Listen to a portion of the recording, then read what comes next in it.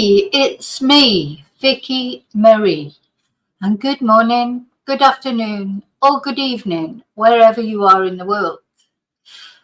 I'm in mainland Spain. It is 4 minutes past 12, midday, from a very, very, very hot Spain. We've got a weather warning today. It's going to be over 40 degrees, which is why I'm hiding away in my living room making videos.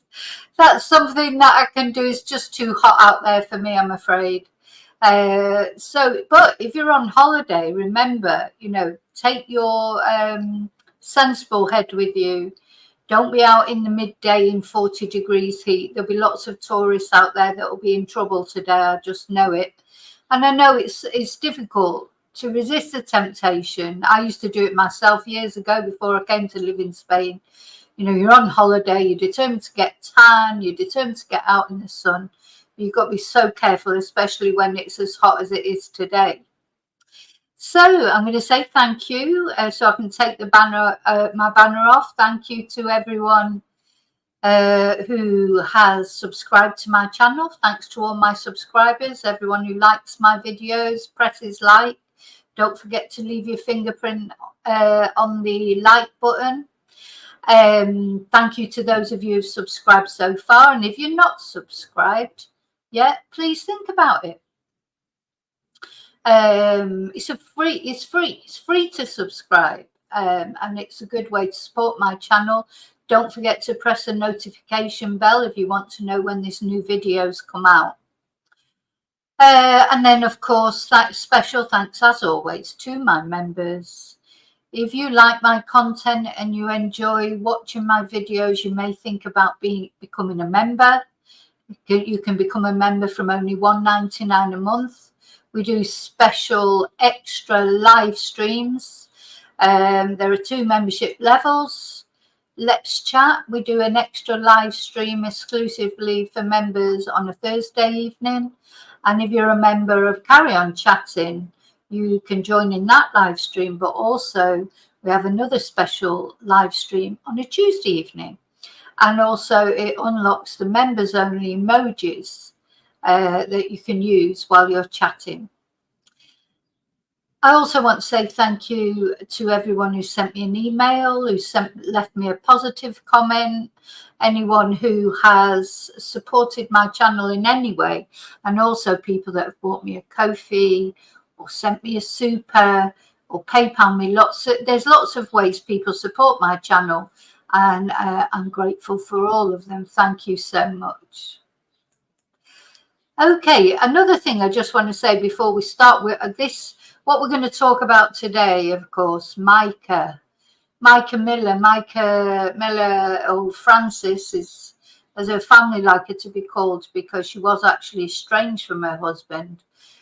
When she passed from this world, she took her own life, it looks like. But, her family aren't happy with the situation of her death, and many other people aren't. It seems probable that she did take her own life, but there's lots of there's lots of anomalies, if you like. Also, the way I describe it is, I do feel with Mica, it was like death in slow motion for Mica. Her estranged husband made her life a misery. So I think really what the family is so angry about is, did he make her life so much of a misery that she felt that was the only way out?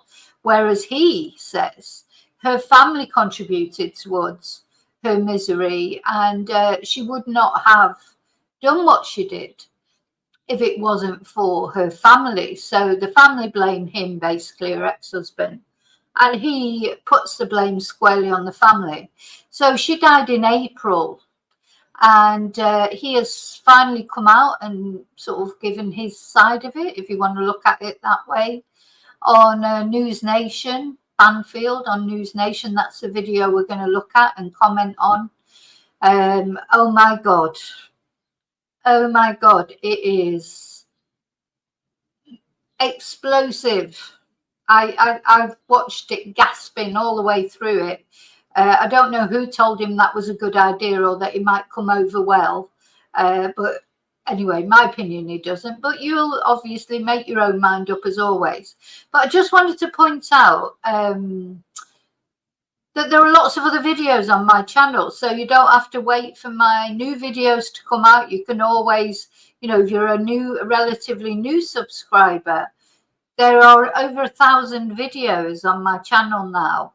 And if you go into the playlist section, you know, if you're particularly interested in Nicola Bulley or particularly interested in Jay Slater, Caleb Harris, Madeline Soto, Prepping, Family Annihilators, you know, Riley Strain, Anna Knezovich, Samantha Murphy, Gypsy Rose Blanchard, the Peter Folding question and answer session. If you go into the playlist, there's lots of different playlists that you'll be able to look up whatever case it is you're particularly interested in. And some, like the true crime playlist, has got lots of different videos on it. I mean, there's a lot on there. Gosh, it's almost too much. So, you know, if you've got a day where you're not feeling like going out or, you know, and you want to just sit and have a binge watch, all my videos are there in playlists as well. So you should be able to get an idea of what you're watching. So I just wanted to let you know that, because I don't want, you know, you don't have to wait for the next video. If when this video finishes, you feel like watching something else, go into the playlist section and see if you can find anything you're interested in. Okay, just put that window down now. So the other thing I want to tell you about is what's coming up next, because my next video, before I get into this particular video, which will be tonight, or it may be tomorrow. I may not do one tonight. I probably will do one tonight because I'm not going out. It's too hot to go out. So I will probably do a live later on tonight. And I'm going to give an update on the Jay Slater case, in the sense of, you know, that he should be back in the UK probably Monday, I think, or certainly early next week. He will be being brought back home, bless him, and his poor family. But also, I just want to give you little bits of updates on things about Jay. Also, of course, there are two other missing British tourists, young men.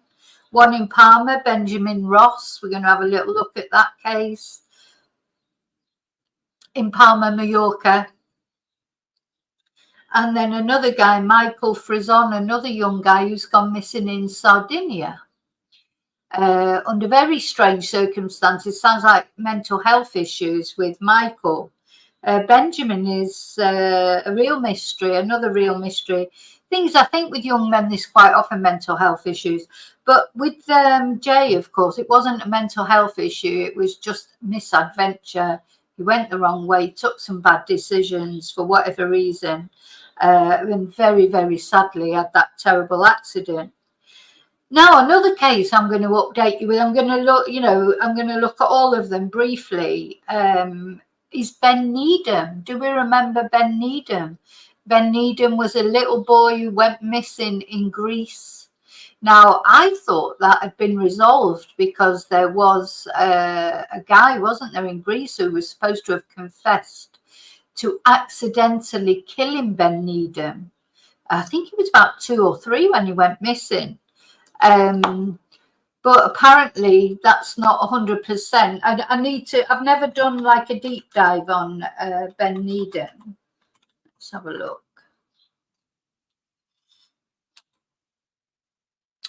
So he was 21 months old, so he was a tiny little thing, and he disappeared on the Greek island of Kos.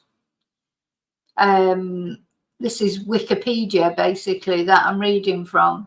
And initial searches failed to locate him, and he was believed to have been kidnapped.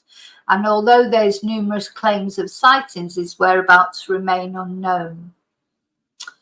Now, they did find his little yellow dinky car, and the guy that was heading the inquiry at the time said that he thought he died as a result of an accident near to the farmhouse. So I'm going to look into it fully later, but somebody later on alleged that they had on their deathbed that he had knocked him over by accident. Now, it turns out that, anyway, I'm going into it too much. This is not what we're talking about today. But there are, there's so much controversy about Ben Needham. And also, there was always the controversy of why did it not receive the same attention as the Madeleine McCann case? Well, probably because Ben's mum didn't employ a media guru to deal with the, to push the case. And, that's a whole nother subject, isn't it? Anyway, there's been not exactly a development, but some news about that I'm going to tell you about tonight. So that's the next video, not this video. In this video, we are going to talk about Mica Francis or Miller, whichever Francis, probably a family would prefer to be known as. A very beautiful soul, whichever way you look at it. Sometimes you wonder if people are too nice for this world. It's just a lot of people struggle with the journey that we're going through. It's not an easy path, is it? Life is not an easy path. And the more sensitive you are, the harder it is. A lot of people just cannot cope with it. Just cannot cope with all the, how can I put it? It's easy to focus on the negative sometimes. We have to drag ourselves out of it. We've all been there. We've all been we've all been down. We've all thought, oh my God, what's the point of it all? I mean, I'm sure there's not many people who haven't thought that at some point in time. But there are things that pull us back. Either we're strong, or we've got children that we don't want to leave behind, or we wouldn't hurt our families, or, so I do think the big S ideation goes through a lot of us, what comes to a lot of us and at some point in time for whatever reason. But different people deal with it in different ways, and it feels like Mica, she just couldn't cope with it. And of course, her ex-husband wouldn't have helped in that, and the absolute horror that she was going through with him. So but what we're going to look at, we're going to give him a fair chance. I've watched this video once already. I sat down to watch it and I thought, give him a chance. Let's hear what he's got to say. Maybe he's been completely, maybe he's just got an unfortunate manner, because sometimes people do. So I gave him a chance. I've sat down and watched it. And now, I've got my opinions, but I'll leave you to make your own opinions. Anyway, cheers. I've got a Calamucho light to try and cool me down, but it's with Fanta lemon, not with Coke today. It's a very refreshing drink. The ice has melted already, and the ice, my God. Anyway, so I'm going to say hello to everybody, and then we're going to start with this video. Hi, Chumba. Chumba was first. Cheeky Chumba. Hi, Charlie. Hi, Heather. Hi, David. Only 31 degrees, Charlie. I think I don't know what it is there. I can't see it on the computer, but it's too hot. Let's put it that way. Hi, Moonbeam. No, you're not late. You haven't missed anything. You have just been doing the introduction. I like to waffle.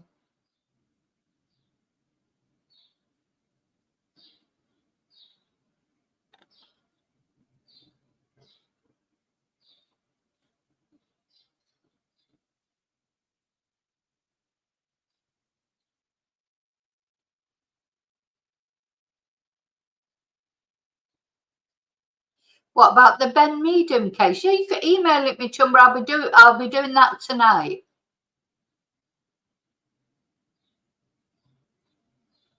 Well, that's interesting. Yeah, email me any information you've got, Chumba, because I will be talking about it tonight. Hi, Maya. Hi, Yvonne. Hi, Cherry Blossom. Hi, Misty. Nice to see you on here. Okay, so are you ready for this? Honestly, get your outrage pants on. Get yourself some. it's an incredible interview, I think. Anyway, let's have a look. So I'm going to present it, and then I'll stop from time to time to be like outraged or to be incredulous. You may hear a couple of my, because as I was recording the interview, I was going,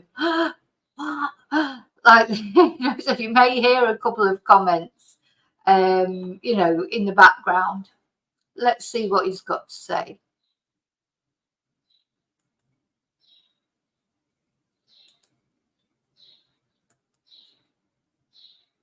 And welcome to a special edition of Banfield. And I have to say, so of course this is Banfield. This News Nation is one of my favorite YouTube channels. I hope they don't get sniffy about copyright, but I think I'm doing it under fair use. I've used their channels before, their videos before. I expect everyone will be over this interview like a rash, because people have been waiting to hear from JP Miller, haven't they? What he's got to say. Now, why he's suddenly come out and started talking, I don't know. He says in this interview, you'll see what he says, it's because his lawyer has advised him to. So that's interesting. But what I like about Banfield in particular, and in fact all the commentators on News Nation, Cuomo and the other guy, that his name Vince Pollitt, is that they show what they're thinking. They're not inscrutable. Banfield is not inscrutable by any means. So you can see she's like quite incredulous about it all as well. Special doesn't do this one justice, because this is one story for the full hour, one exclusive story, an interview with the only living person who can help solve a mystery that, honestly, my friends, should not be a mystery at all. Mica Miller died by suicide. That happened back in April. And if you had told me in March that we and all the other networks and the internet would be covering her death like a high-profile murder, I wouldn't have believed it. Exactly. I mean, it's probably a very clear-cut case of the big S in a lot of ways, because she actually rang the police. She said she was going to do it. She said where to find her body, etc. But the talk about conspiracy theories. It seems in every case we ever do, there's some sort of conspiracy theories. I suppose that's why we do these cases. We cover the cases that are mysterious. If something's clear cut, I suppose it's not. People wouldn't be so interested in it. Though having said that, Stefan Stearns and Madeline Soto, that's clear cut, but people are still interested. Who knows what makes people interested in a case? Because there are loads, hundreds, thousands of cases every day, things happening. But some cases grab our attention more than other, don't they? Some victims just get to us more than others. And I think with Mica, because she did quite a lot. I think it comes into account if they've done some social media and we've got things to look at. She'd uploaded videos on her Facebook, etc., that gave us some idea of the kind of person she was. So I think that always affects whether we, how much material is available to us to watch, always affects our interest. Because obviously if there's not any information to watch or to take note of, we can't get interested in it. It took investigators very little time to establish that Mica did, in fact, end her own life on her own, all by herself. But disturbing details of that life poured out just as quickly. A life centered on an erratic, controlling, and seemingly vindictive husband who's... Yeah, now when I first started watching this and I was thinking, no, I'm going to give him a chance. Because, we have to remember that one day Mica loved him. And Mica was a good person, or from what I can see, she was a good person.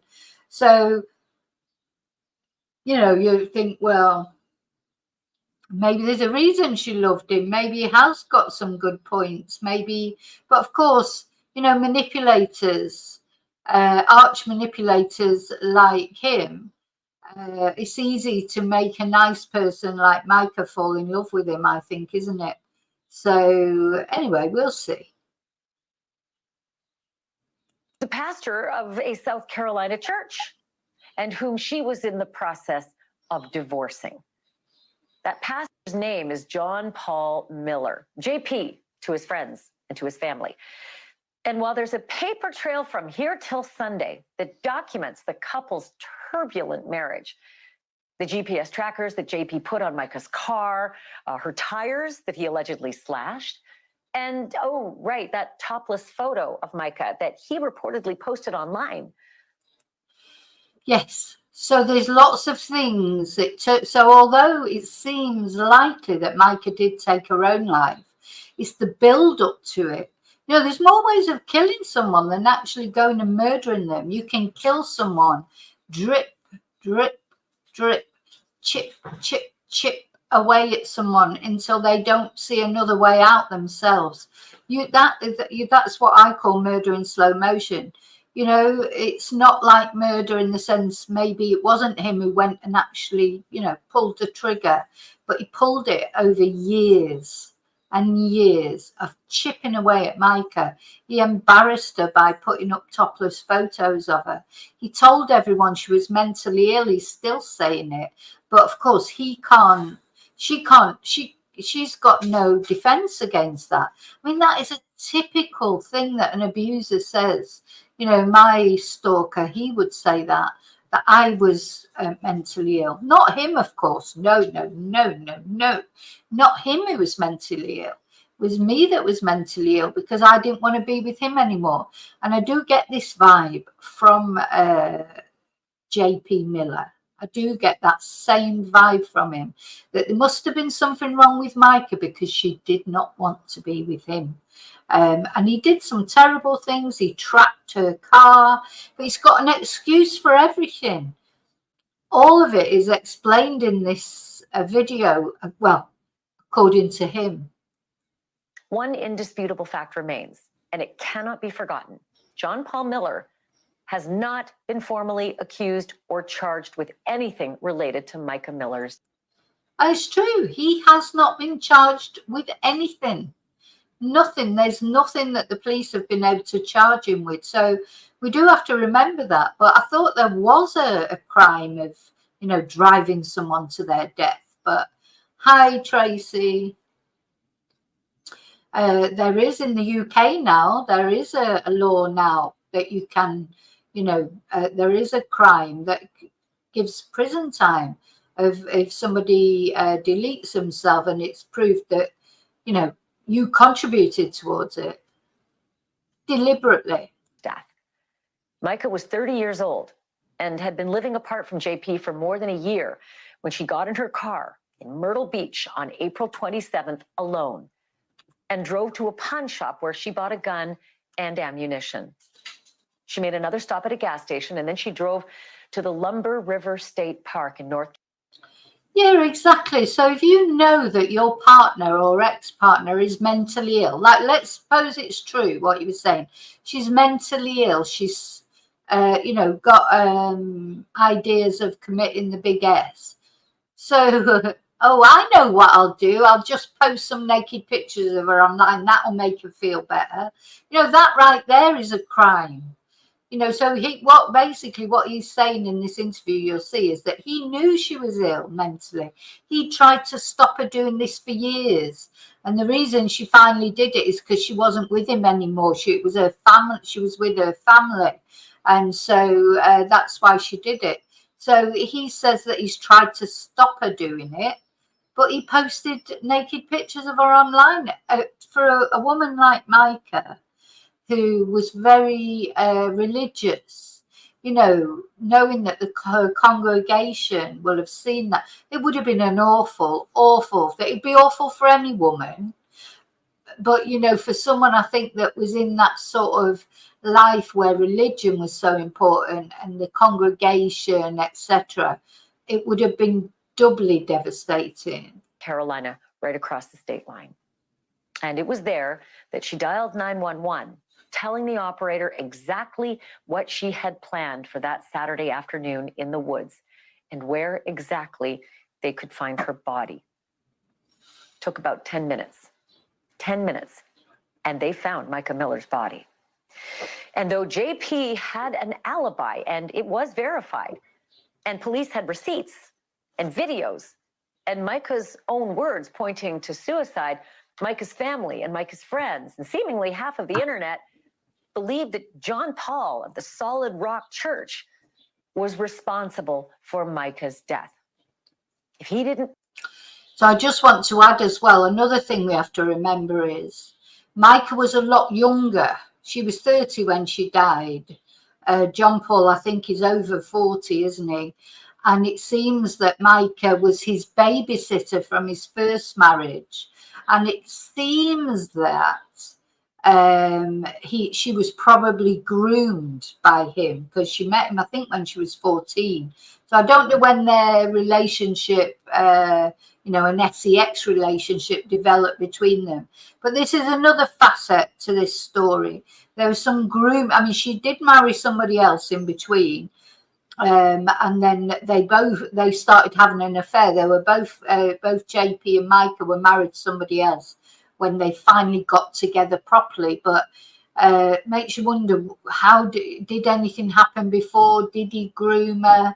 He likes, he's had lots of affairs as well. So there's that facet to everything as well. Hi, Unity. Hi, Jem. Pull the trigger himself. The theory went, he drove his poor wife to do it. Again, JP has not been charged with any crime related to Mica Miller's death. He also hasn't done much talking about all of this outside of a church service and a couple of text messages, but now he is talking. And he's talking with News Nation. The Reverend sat down with our Rich McHugh for a wide-ranging, gloves-off interview that you're not going to see anywhere else. No, I mean, it is a hell of an interview, I've got to say. Why he decided to go on Banfield, I don't know, or News Nation. It's funny that Banfield's not interviewing him, but I think Banfield would find it quite difficult to interview him personally because she can't hide her facial, what she thinks of him. That'd be what I'd be like. I'd try my best to be impartial, but it'd be quite difficult with someone like JP Miller. Not necessarily because I think he had anything to do with MURDER, but just the way he treated her. I do think he's killed her in a different way with the way he's chipped away at her for years.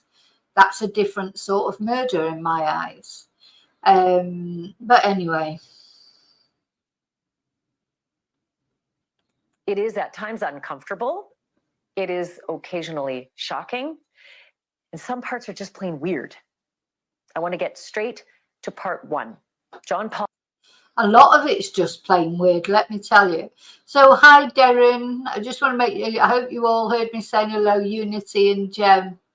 Now we're going to start needing to tell me what you think. This guy is an interesting personality, let's say. On the suicide, the speculation, the non-stop suspicion, plus the alibi that satisfied the police, if not his haters. You and I have been talking since this happened, basically, communicating over text. Why now? Why the decision to speak now after all this time has passed? Where's your head at? Well, I think part of it is I finally got the approval of my attorneys to do so. They, the ones working on. Yeah, he's finally got the approval of his attorneys. I think he's been dying to talk. I mean, he did like a brief interview, didn't he, on Justin on TikTok. Do you remember we watched that, where he seemed to be like really fascinated with how many people were on there in the comments. I mean, this man loves attention. He does love attention. For some people, any attention is better than no attention before. His congregation has dropped. I presume he's still doing sermons. I'm not really quite sure. But he thrives on attention. You know, he's a pastor. He loves doing the sermons, etc. So it will have driven him crazy, I think, not to be able to speak. The defamation cases, they said it's easier to win a defamation case the more the people talk, and so they've been collecting a lot of evidence over the past. Well, that's interesting, isn't it? He said that his lawyers said it's easier to win a defamation case when people talk. So I think, you know, at the moment, basically what's going on is Mica is unfortunately no longer with us anymore. And now it's this sort of, it's almost like, you know, the family are saying it's his fault and he's saying it's the family's fault. You know, that's how it's going. It's going to come to this massive sort of confrontation, isn't it, eventually? So both sides are preparing their evidence and, you know, it will go to court eventually, and then it depends what the court believes. Wow. And also, I think that now that some of the emotion has died down in the world and with people that are led by their feelings, I think now they deserve to hear some more. I don't think the heat has died down, JP. People are still really, gosh, the amount of people that were waiting for this interview, I think you'll find that the heat has not died down. People just wait, you know, still feel strongly that whatever the full truth is, Mica was let down one way or another. And I do think the way JP treated her,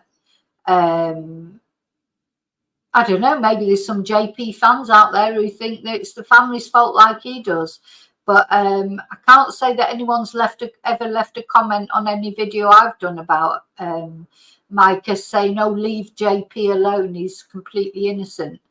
You know, and normally I get, you know, people do come on with different views, but nobody's come on with that view yet. Logic and some truth and make their own assessment. Do you miss her? Yes, sir.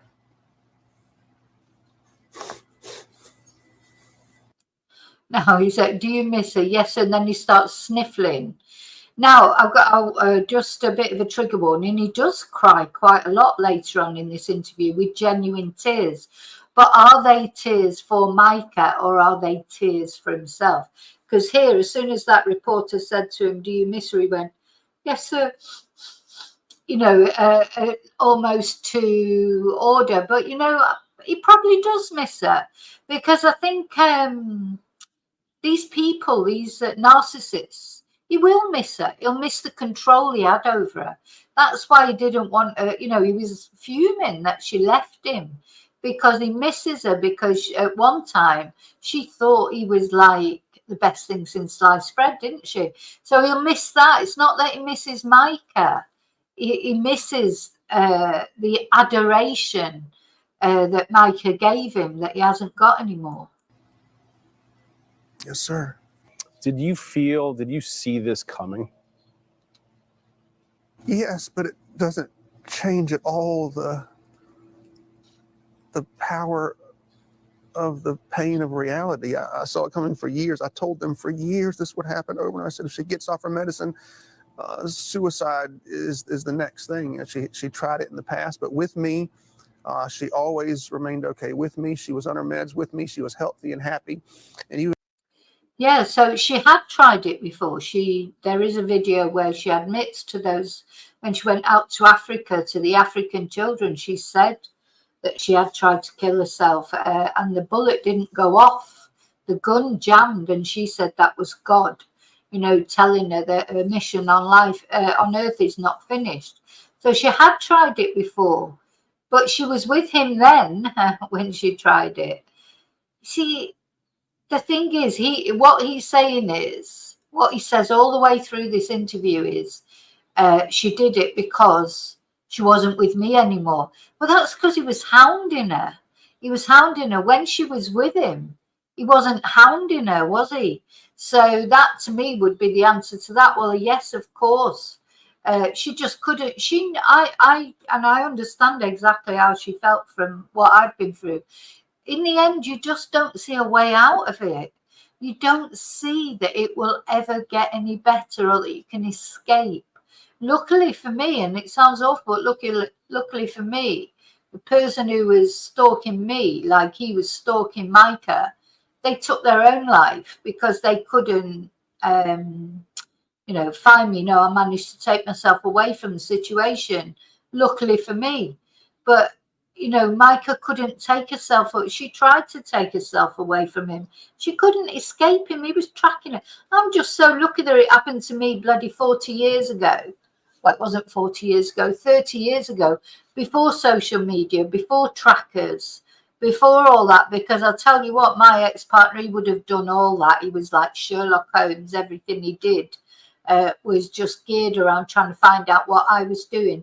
And if he would have had those things at his disposal, he would have done it. Even if she did get low or stop taking her medicine, I would help her get back on it, and things would be fine without me and with her family.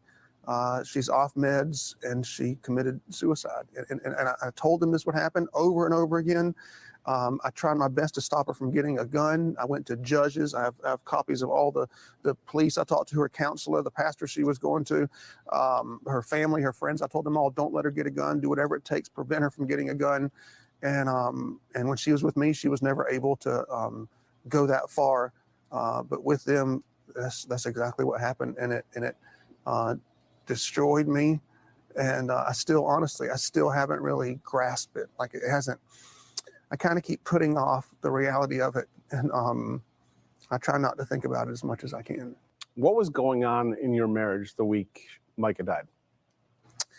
The week she died, we didn't talk that entire week. I'd emailed her several times that week, and my regular emails are sending her letters telling her that I love her. And she came over to the house. The last time I saw her was a few weeks before she passed away. We spent about 4 hours together, and we hugged and kissed, and she was in and out of psychotic conversations. She would say, one thing about double agents that are following her. That was one of the phrases she would use when she was. See, all this now that he's saying, so he said he didn't see her that week leading up to when she died, but he saw her, he spent 4 hours with her. Now he's saying all these conversations that she had, that she was being followed by double agents or secret agents. We cannot. He can say basically anything he likes now about his conversations with Mica, and there's no evidence, but he can say whatever he likes because Mica's not here to speak up for herself. That's what frustrates me. He can turn around and say about her mental illness and her this and her that. Nobody can prove that he's wrong.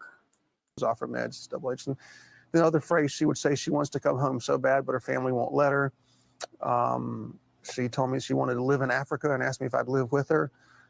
Yeah, so he's saying she said she wanted to come home, but her family wouldn't let her. How do we know that's true? I mean, look at him there. I agree with you, Heather. He's got it, but it's the ears that get me. He always looks a bit like a devil to me. I know it's dramatic. But I just look at him and I feel like he looks like whatever I would imagine the devil to look like. He looks like it. Something about those ears, that face. He doesn't give me a good vibe, and maybe that's unfair, but that's how I feel. I said, sure, if you take your medicine, Hi, Deborah. And so she told me if I'd give her some money and if I would write her a letter. Right. So listen to this. So he says, she told me, So she told me that if I would give her some money and I would write her a letter saying something, because he wrote a letter, or an email, apologizing to Mica for the things that he did. He admitted the things he'd done, like following her, slashing her tires, etc. So look, you can just tell he's lying. That is a liar's face if I ever saw one. But what he's saying now is he just gave her the money and wrote that email admitting to the things he'd done to stop her from killing herself. It wasn't true. It's just that she promised that if he did that, she would start taking her medication again. So he wrote that email admitting to all the horrible things he'd done, but they weren't true. really. It was just to make her take her tablets. Saying certain things in this letter that she would take her medicine. And so I tried that. And but she desperately wanted to come home. She was just so afraid her family would disown her. And so the week before she passed away, I probably emailed her maybe 7 or 8 times that week just saying, I love you. You need your lithium. You know, don't forget who you are when you're on medicine versus who you are when you're off. She had lost 40 pounds in a month, and nobody that was in her life thought to take care of her. Nobody. She was living with a former registered nurse. Her family, quote unquote, were taking care of her. She lost 40 pounds in 1 month, and no one thought she needed help. She was talking about living in Africa. No one thought she needed help. She's making videos on Facebook. And if you see the videos, you know it's not her because she has a different cadence, a different tone, a different amount of words per minute when she's healthy and on medicine than when she's off. And the way she was even looking into space when she's taking those videos, you knew she was delusional. And if somebody loved her enough to take her to a professional. Yeah, it's true. You can't make eye contact. And I watched her videos. We've all watched them. If you look through the playlist for Mica Miller here that I've got on the channel, I thought her videos, she sounded perfectly okay. You know, I mean, of course, I haven't got anything to judge about, but I don't think she was speaking quickly. I've got experience with people that, you know, in my family who are bipolar and, you know, have got those sort of problems. She didn't come over like that at all. I did feel in the very last video that she made, she sounded very, very sad and weary. That's the only thing I would say. But that's because he wouldn't leave her alone. That's why. And now, see, he can't look the guy in the face. He's thinking about what to say because he knows he can say absolutely anything now. And Mica is not there to defend herself. And say, okay, this woman says she's being abused, or this woman says, you know, this, or she's lost 40 pounds in a month. If someone thought I need to take her to a professional, that professional would have known that she needed medicine. And the reason I know that's true is because I took her a few weeks before she passed away. I took her to probate court, and in 3 minutes time, she went in, she walked back out. When I went in, they said, your wife is mentally ill and she needs medicine desperately. And I said, okay, let's do it. Let's get her the medicine. Let's get her help. And they said, she's not a danger to anybody in society, so we can't force her to do it. But if one of her family members or friends had taken note of the way she was acting and seen what was happening to her physically and taken her to just one professional, they could have saved her life. Where were you when he had her sectioned, of course. He had her sectioned, and then he went into her apartment and went through all her computers, etc. That's what he did. And of course, we are going to see that incident later where, you know, to me, he's the one with mental health issues. I think this is a very typical thing that these narcissists do. They make out the other person has got mental health issues when really it's them. Mica died? It was on a Saturday. I was in Charleston with about 100 people from my kids' school. What was it? Oh, soccer. It was a soccer tournament. Okay. So we know, you know, I've gone through Mica's last day, pretty much almost down to the minute. Bring us through your last day? You said soccer. Do you have any documentation that they were there? Oh, you're asking because, okay, I got you. Yeah, of course. Yeah, I can't believe people. Oh my Lord. So yeah, I was with about 100 people. Yeah, now you watch him to touch the nose time. He seems to think it's all hilarious that anyone would think that Mica might have been murdered. Ha, ha, ha, ha, ha. We had dinner that night. We were all together at the soccer fields that day. Afterwards, after the soccer game, somebody was with me the entire time, who I can't name due to legal purposes, but I will say it's somebody that I love more than anything else on planet Earth. Man or woman? Young person that I cannot name due to legal purposes, but somebody that I am responsible for and love very, very much. And that person was with me, and we went shopping in Charleston, and we got food in Charleston, and there's all the receipts from that throughout the time. I think we might have gotten gas. See how he's rubbing his nose constantly. There's some, you know, I don't know that he had actually, you know, physically went and murdered Mica. I'm not saying that because it seems like the police there's something because he keeps rubbing his nose, touching his nose. Like you say, Charlie's holding that soccer ball like almost like worry beads, which I do sort of understand that he's probably nervous. He's on the TV, though he shouldn't be nervous. I mean, this is a guy who makes a living from speaking publicly. He's not a guy who's never speaks in public, you know. So why he's nervous, I don't know really. Because at the end of the day, if you're telling the truth, you've got nothing to worry about, have you? But I was very struck by the way he kept rubbing his nose.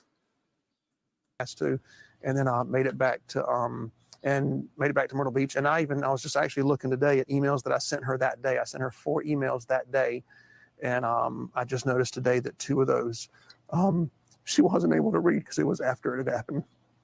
What do you think happened that day? So, according to what she's tried to do in the Touches his past, nose again. according to her doctors who have taken care of her for years, and according to me, who's seen it over and over again, I imagine that she was in an incredibly euphoric attitude. I saw her pictures on the Dick's Pawn Shop. Someone sent me screenshots of the Dick's Pawn Shop pictures where she's smiling, which out of the 6 or 7 times that she tried to commit suicide in the past, only one of those times was she depressed. The other times, she was very euphoric. 6 or 7 times he's saying that she's tried to commit suicide. Now, this does happen. Quite often people are euphoric just before they kill themselves because they know all the pain's going to be over. I mean, that does happen. You know, sometimes we can't get our head around it, but it's a fact of life. We saw it a bit with Gaynor Lord. She was smiling, wasn't she? And people said, oh, there must be something more to it. But it is common for someone who's made a final decision that they're going to take their lives because they know they're going to be out of all the shit soon, you know, so they are happy. So it's just this nose touching with him. And she would wake up and say, I think I'm supposed to die today. And I said, no, honey, you're not going to do that. She said, well, my mind tells me that I'm supposed to kill myself. I said, we're not going to listen to your mind. We're going to take you to a doctor and get you help. And I discovered, of course, that she had stopped taking her meds each time. But either way, she was in a euphoric attitude. And so you see the Dick's Pawn Shop video where she's wearing her work clothes. And he's right, you know, and again, I know from experience within my own family, if people stop taking their medication, this is what happens. If people are on medication for genuine mental illnesses, when they start feeling better, it's like smokers, isn't it? When you give up smoking because you've got a chest infection, then when you start feeling better, the first thing you do is start smoking again. And quite often this happens with people with mental illness because once they start feeling better, they say, oh, I don't need those tablets anymore. I feel fine. But it's the tablets that have made them better, of course. And then and then it kicks in again. So it's true what he's saying, but I just don't know about that with Mica, because the other thing that has always worried me about this case right from the beginning is if Mica believes in so much in Jesus, and you know, I would think she wouldn't want to put her soul in peril. And a lot of Christians believe that self-deletion is a sin. And it could stop you going to Jesus. It could stop you going to heaven. So it surprised me right from the beginning that somebody as such a believer as Mica, because she was a believer, a complete believer, she had total faith, that she would not think that. So smile on her face. So they sold her a weapon, and then I assumed that she drove. She told one of her best friends. So far, the 4 people she spent the most time with every week, no one's interviewed or talked to those 4 people. And one of those people that I talked to told me that she told her 2 years ago, if I ever commit suicide, I'm going to go to this place in Lumberton, the state park or something like that. Which friend is that? I probably wouldn't want to name her because I saw this friend one time here in public for 30 seconds. And of course, Robbie S. Harvey, as usual, got somebody to take a picture and destroyed the girl's life, brought up her past and horrible things about her. So people are scared to tell the truth or to talk about the good things of Mica because of the social media. So this friend says that Mica told her, if I'm going to take my life, I will probably do it in Lumberton River State Park. She told me that after Mica passed away, but she told me that Mica told her that 2 years ago. Yeah. Did she say why? Why that location? She said because Mica told her it was peaceful and outdoors. And Mica did love the outdoors, loved the outdoors. Vacations were outdoory vacations because that's what she loved. But so Has she ever been there? No, not that I know of. Not ever that I know of. Do you guys? Now, I don't think that's true either, what he's saying there, because he's saying that somebody told him that Mica always said she would delete herself in Lumber State Park. But didn't she actually, on her phone, weren't there searches for state parks? Did she, her family say she's got no connection to Lumber State Park whatsoever. She'd never been there as far as they knew. And also she'd made searches for not only Lumber State Park, but other ones. So had she really, did she not just search for a state park wherever she met, if she was driving around aimlessly, just deciding what to do?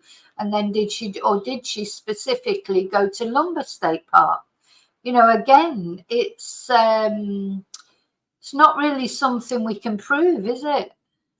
Have any connection to that area? Not at all. I never Have even you ever heard been of there? it. Nope. I've never even heard of the place. I never even heard of, what's the city? Robinson County. I never even heard of there before.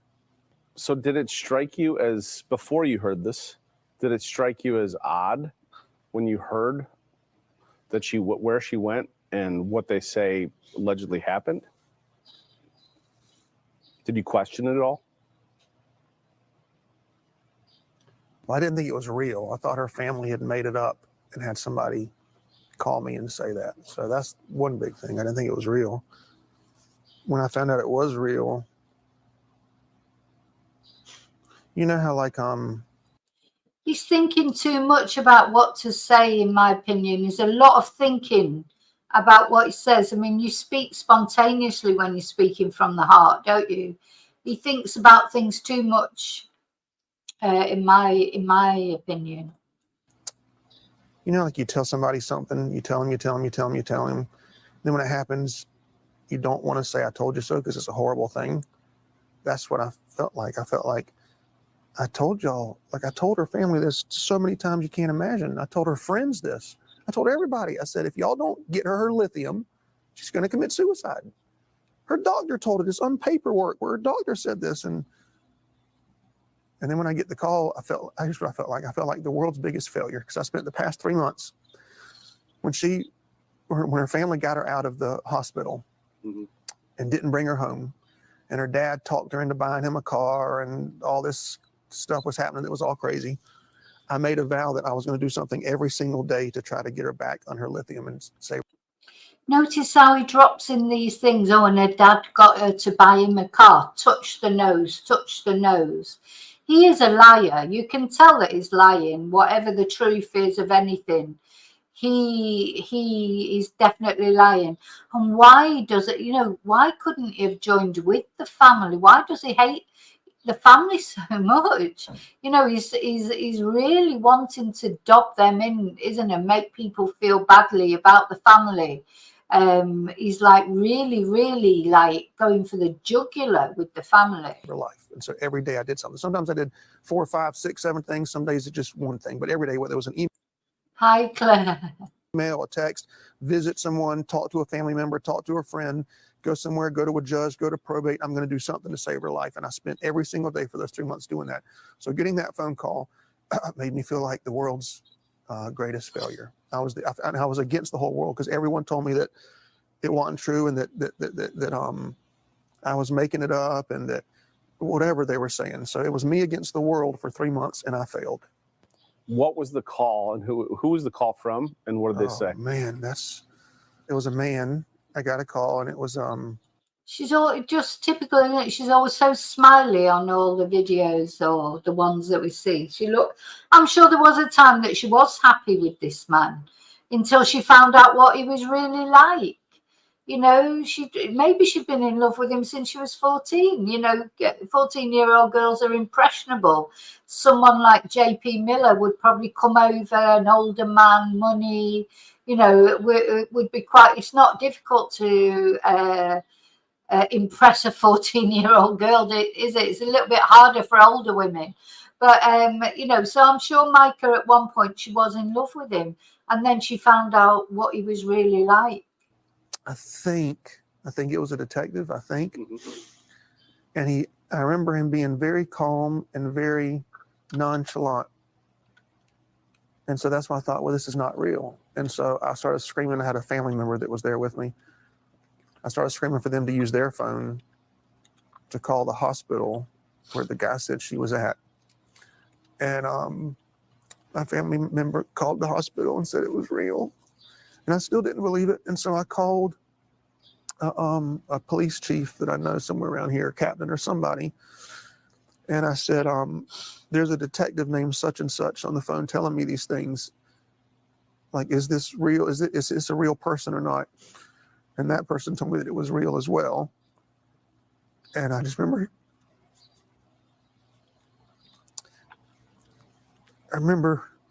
screaming really loud and throwing up everywhere. And What did they tell you? I remember throwing up. Did I have spaghetti that day? It was a lot of throw up. It was something red. Now, did you hear me in the background there? Because he said, oh, I remember throwing up. Oh, did I have spaghetti that day? It was something red. I mean, for God's sake, you could hear me in the background going, ew. Nonchalant. And so that's why I thought, well, this is not real. And so I started screaming. I had a family member that was there with me. I started screaming for them to use their phone to call the hospital where the guy said she was at. And my family member called the hospital and said it was real. And I still didn't believe it. And so I called a police chief that I know somewhere around here, captain or somebody. And I said, there's a detective named such and such on the phone telling me these things. Like, is this real? I'll tell you what, he touches his nose so often, he's either because he's lying or he's been sniffing something up it. I can't make my mind up which it is, but there's something. Why is he constantly rubbing his nose? Is this a real person or not? And that person told me that it was real as well. And I just remember,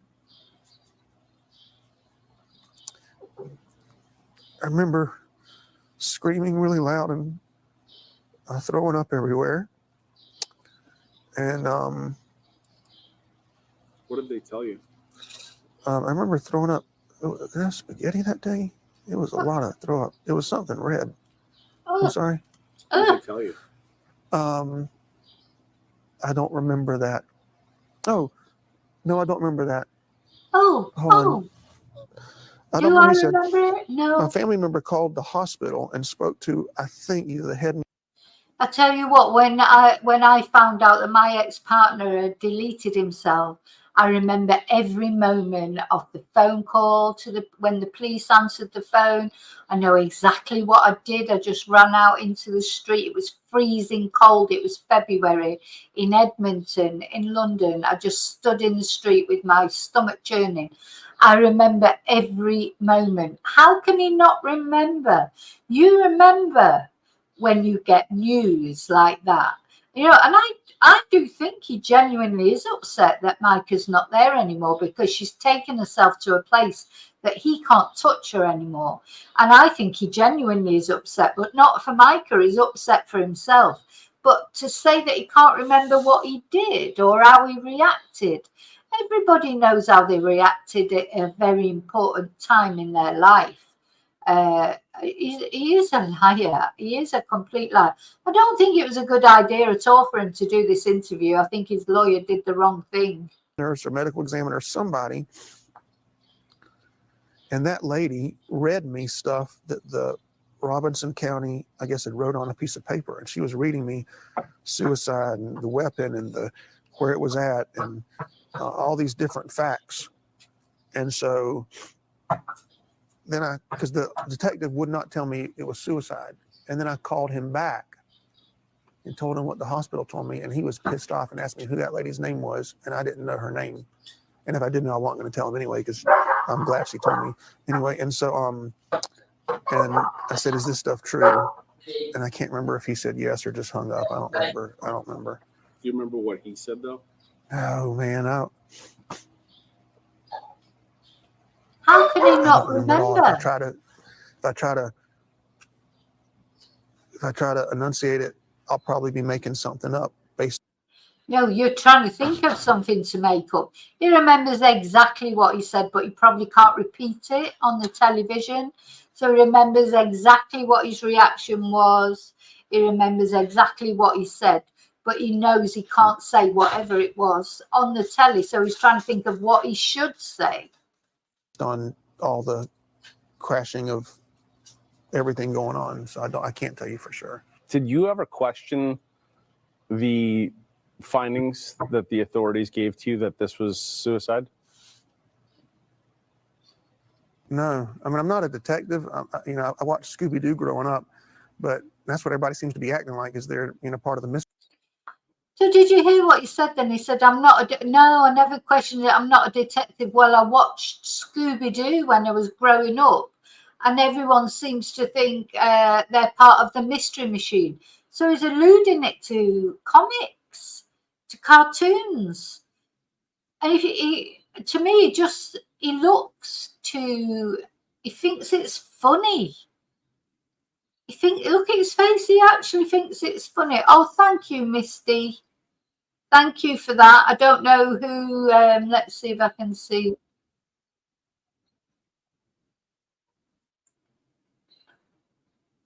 I'm not sure who got that membership. Let's have a look. Anyway, it might come up. If anybody knows who got the membership, let me know. But thank you so much, Misty. Very kind. Misty's always very kind. Thank you. But my Lord, like, let my wife, let her be at peace. Like, she's in heaven. She's not worrying about all this stuff. Let her rest. Let her memory rest. That's two. Thank you, Misty. Had suicidal tendencies over and over, year after year, off medication especially. She went to Dick's Pawn Shop before, purchased a weapon, and tried to do the same thing. She drove out in the middle of nowhere. She called 911, left a voice message. I don't really understand what else could be. But you know what? I'm not a professional, so I don't know. In other words, it all added up to you. It made sense to you. I mean, I'm not a detective. If she had heart surgery, I'm not going to question the heart surgeon. I don't know anything about detective work at all. Right, but it's your wife. I mean, and then. So he's saying he doesn't know anything about detective work, so he's not questioning it at all. Well, do you know, it's you would question it, wouldn't you? Really, though, I honestly think he's quite pleased that she did it, because it's taken her away. He doesn't have to worry that she's having a life without him anymore. She's not going to go off with another man. You know, I actually think he's pleased. That's how it comes over to me. He's quite glad, because there you go. There's Mica, forever 30. He doesn't have to worry about what she's going, what she's doing. Doesn't have to give her any money. You know, I think he's pleased. And I think that's how it comes over to me, because he looks pleased, in my opinion.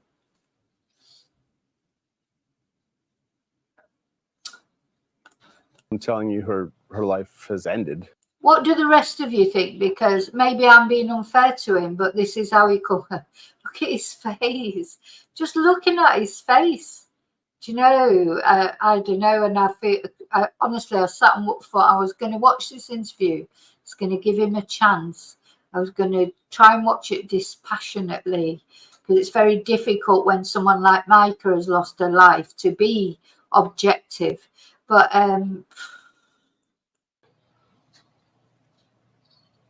are you trying to ask me if I think somebody murdered her? Do you think anybody murdered her? No. No. I mean, what sort of a way is that to talk about it? There's just something about this. Something, you know. I mean, he's not been charged with anything. The police are saying, you know, he's got nothing to answer for. There it was self-deletion, but it's just his manner, isn't it? As if his affect. No, I mean, it's just wrong, isn't it?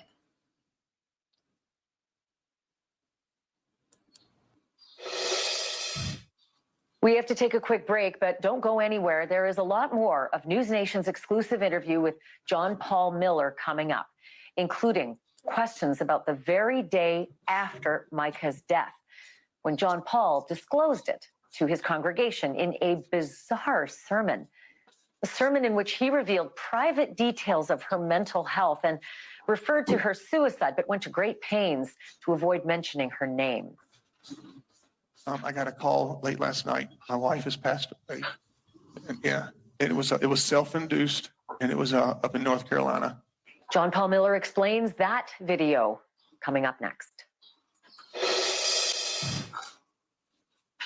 Just days before Mica Miller's dead body was found at the Lumber River State Park in North Carolina, Mica had served divorce papers to her estranged husband, Pastor John Paul Miller. So perhaps it wasn't a huge surprise that Pastor Miller got a lot of scrutiny right after her death. Mica hadn't been gone a full day when the pastor delivered a sermon, a bizarre sermon to his congregation, a sermon announcing her death. And then inexplicably, he told the church that she'd taken her own life after a long struggle with mental illness. Uncomfortable. And things got even more unusual from there. Now, remember, we watched this ages ago. You know, as I say, if you don't know the whole thing about this case, have a look at my playlist. We watched the video where he made the sermon to announce to his congregation. He went through his whole sermon first, making jokes as he normally does, doing whatever rubbish sermon that he normally did. And then right at the end, he told them about Mica dying. So it was very, very strange the way he did it. During his eulogy to his late wife, Mica, he claimed to lay next to her dead body in the morgue and then claimed he tried to raise her from the dead. Here's how he put it. I got a call late last night. My wife has passed away. Sorry, I just want to say this was really creepy. You think it's creepy so far? I'm just looking at what you're saying, Moonbeam. Have a look at the playlist. It gets creepier and creepier. But this was totally creepy, where he said he tried to bring her back to life. And yeah, it was self-induced, and it was up in North Carolina. And we're gonna have a funeral for her next Sunday here at 3 p.m. And so it's all I can. Yeah, I'm just kind of going on adrenaline right now. So y'all pray for me and my kids and everybody. And she wasn't. Y'all knew that she wasn't well mentally, and that she needed her medicine that was hard to get to her. I got this lay next to her body and been down with her body about 4 times this week, and each time it's still. I've lain with the body about 4 times this week, he said. That just sent a chill through me, that. I've lain with the body. That is specifically what he said. About 4 times this week. Andy keeps going like, oh, sorry, you can't see me. Andy keeps, he keeps going like this with his head. He's just as... there's not many people that I've watched that are as creepy as him. It's that Stephen Stearns vibe for me. And also, I think you're right, Jem. He does. He thinks he can. He thinks he's on this interview. He thinks he's talking to his audience, you know, in the church. But the audience in the church, they love him. They did anyway. Think he's great. I wonder what they thought when he came out with all this. God knows. But yeah, he thinks everybody's going to just blindly follow him like his congregation have. And he's going to get a shock. I think this interview was a total mistake, to be honest. Didn't hit me. I thought she was going to wake up. You know, I even tried to raise her from the dead one time this week. Oh. And I mean, what did he do to try and raise her from the dead? I mean, look at Banfield's face. This is what I do like about Banfield. I think we normally think the same about things. You know, it's just awful. News Nation correspondent Rich McHugh asked Pastor John Paul Miller about those comments and those moments. And here's his reaction. One of the things that raised eyebrows initially for the public was when you gave a sermon here and you announced publicly that she had committed suicide.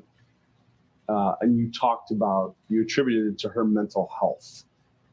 Why did you feel the need to come out with that at that moment? That's a great question. So first, let's discuss why I preached that morning. Is that okay? Okay, so people have been asking that. So have you ever taken any psychology classes or anything like that? Very few. Okay, yeah, I haven't taken any. So I would love to find a book or a psychology professor or someone that could tell me the correct response when you spend 7 years trying to keep someone alive by just taking a few pills that their family tells them not to take. Then when they don't take it, they go into a hospital, their family takes them out, and then you spend 3 months trying to get them help when their family's telling them that you're evil and the bad person. And then it finally happens, the thing you've been dreading for 7 years, then you're trying to prevent for 7 years, then it happens. I don't know what the correct response is, right? Am I supposed to stay home and cry? Am I supposed to go out with my friends? Am I supposed to go to a bar and drink? I don't know what the right thing is, right? As a pastor, should I just get on my knees and pray? I mean, I want to die in that moment. And so the next morning, I remember thinking, okay, if I stay home, I'm probably going to kill myself. I'm probably going to just go to heaven and be with her and be done, because I need to be around people, but I don't want to be around people and come to church. I'm not going to preach, because then I don't think you're going upwards, JP, unfortunately for you. He says, I'll just go to heaven and be with Mica. I don't think he's going up that way. I would presume that is where Mica's gone, because although maybe, I don't know. I mean, obviously I don't know. But I do feel that Mica was a good soul. And so we would hope that she has gone the right way. But this guy, I can't see it somehow. I cannot see it somehow. Now, it's true that when somebody, does delete themselves, it does spread I know that people that do it, they don't think about, they're at such a point often that they can't think about other people, or they think the world would be better off without them. But there is definitely a trend that people that delete themselves, the people they leave behind, quite often they do it as well, because it's a very strong pull. Anyway, I'm not going to talk about that now, but I do know that as well from experience. But he would never do it, because he's too narcissistic to do that. He's not going to take himself off anywhere else when he can still be on this planet and attracting attention. He's not going to take himself off somewhere else where he may not get the same attention. I'll be judging the guy that's preaching the whole time, and I can preach just as easy as I can breathe.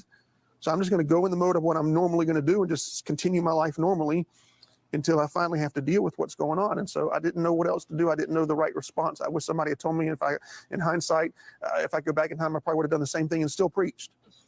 And then at the end, and the sermon was about leaving your legacy and the people you leave on earth and your memory that's being left. So I thought maybe that's God. Then I thought, you know what, Mica wouldn't want me to preach. That's exactly what she'd want me to do. She'd be telling me to do it. She'd be trying to force me to do it. Oh, he was doing it for Mica. It was all for Mica. Mica would have told him to do it. Because, of course, Mica would have told him to do it. That's why I did it. Oh, my God. This guy, he can say whatever he wants now, because Mica is not here to say, I didn't give a shit whether you did it or not. That's probably what she would have said. I don't care what you do anymore. I'm just glad I'm here now with Jesus. You do what the hell you want. He's trying to make out as if Mica would have even cared about what he did. So I preached, and then at the end of the sermon, when I made the announcement was made, and of course, I'm not in a clear thinking frame of mind. I mean, it's like, it's not like I'm, kumbaya and got it all together. I said what I said because I didn't want them to think that it was because she's a bad person, or I wanted them to know, like, if Mica does anything that's out of character, it's because of her mental illness. It's not because of her. Like, she's a wonderful woman, full of integrity. When she's on her medicine, she's black and white, does the right thing, does not like the wrong thing being done. Off medication, she's a totally different person, and I didn't want them to see her. Yeah, what he means is when she's doing exactly what I tell her to do, she's in her right mind and she's a perfect person. When she's doing, not what I want her to do, then she's off her medication. As someone that was bad, I wanted them to know it's just a sickness. Like if you have heart disease or if you have, diabetes or whatever, mental illness, you need medicine to continue going forward. And so that's why I said that. Also, something I found interesting in that moment, you said, before I tell you this news, I'm going to paraphrase here. I'm going to tell you this news, and I want you to leave. I don't want you to stand up and talk about it. Why? That's a great question. And that was actually intentional, because the last thing I wanted to hear was people talking about my wife. I wanted them to go up and take it to Jesus before they start, He's got a real doing what problem with some his Christians like to nose. do and just chatter. And I didn't want to experience the extra pain. I didn't want to be mad at somebody in my church because I heard them say, well, I'm not even going to guess at what somebody could have said, but I didn't want anybody to say anything negative about my wife. Another point of concern, let's say for people watching, was when you gave a eulogy. There's something concerning. People said that was concerning that you said that you tried to raise Mica from the dead. And I believe at another point you said you laid next to her body in the morgue. Is that true? I didn't lay next to her body. I mean, I laid, I couldn't, you can't lay next to her because her body's up on this thing, but I mean, I hugged her. Right, so he backtracks completely there, didn't he? He says, I didn't lay next to her body. I didn't lay next to her body because the body's up on that thing. He's just totally giving me the creeps, this guy. Honest to God, God knows what he did in that room. He's revolting. He's just, I didn't lay with her body. I laid, no, I couldn't lay with her body. Let's just listen to that again. He doesn't even know what he's saying because he cannot tell the truth. I'm not even going to guess at what somebody could have said, but I didn't want anybody to say anything negative about my wife. Another point of concern, let's say for people watching, was when you gave a eulogy. There's something concerning. People said that was concerning that you said that you tried to raise Mica from the dead. And I believe at another point you said you laid next to her body in the morgue. Is that true? I didn't lay next to her body. I mean, I laid, I couldn't, you can't lay next to her because her body's up on this thing, but I mean, I hugged her and I sat on the floor, next to her and just talked to her for a while. But yeah, I tried raising her from the dead because you know what? If it had worked, we'd have a whole different story, but God forbid me not try it. Have you heard this? If it would have worked, we would have had a whole different story. And he's smiling. And is he high as a kite? Maybe he is high as a kite on cocaine. He's got that bloody football in his hand. Maybe that's got a bit of cocaine in it. It's something. Maybe he's spitting out a bit and then touching his nose and sniffing it up his nose. Who knows what he's doing? But what is that expression there if it's not amusement? What is funny? What is funny, JP, about raising your wife from the dead? Oh my God. Honest to God, this interview, it's like. And I always wondered the rest of my life, would it have worked? Right? Jesus did it. Elisha did it. There's a few other people in the Bible. And so, yes, if somebody I love more than anything in the world has passed away, what I believe to be an early death, you better believe I'm going to try to, in Jesus' name, raise them from the dead. In Jesus' I believe in healing. name. I believe in miracles.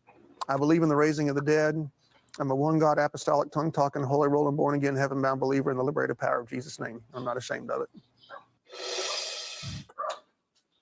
Well, you can't argue that it would certainly be a different story if he'd been able to raise Mica Miller from the dead.